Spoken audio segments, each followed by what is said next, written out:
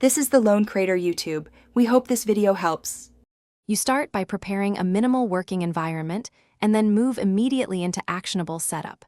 Create and activate a Python virtual environment, install PyTorch or TensorFlow matched to your GPU, and add object detection libraries like TorchVision or the TF detection API. Next, convert or assemble a small Cocoa format dataset so you can iterate fast. Once done, scaffold a simple training script and verify a single training step runs without errors before proceeding to full training. You now configure the model and training loop while explaining why each choice matters. Pick a backbone balancing speed and accuracy, ResNet 50 for accuracy, MobileNet v2 for speed, and load pretrained weights to speed convergence.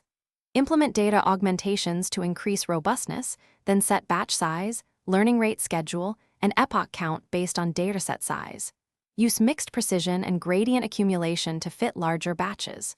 Once configured, run a monitored training job and log MAP, loss curves, and sample predictions. You finish by validating and exporting a production-ready model while ensuring explainability. Run validation to compute MAP, precision recall curves, and per-class confusion so you understand failure modes. Then export the best checkpoint to ONCS, Torch script, or saved model depending on target. Make sure to run inference tests on edge and server environments. If results are poor, check labeling quality, learning rate issues, and augmentation severity. Those three usually explain most training failures, so fix them first and retrain. Thanks for watching. Consider subscribing if we helped you.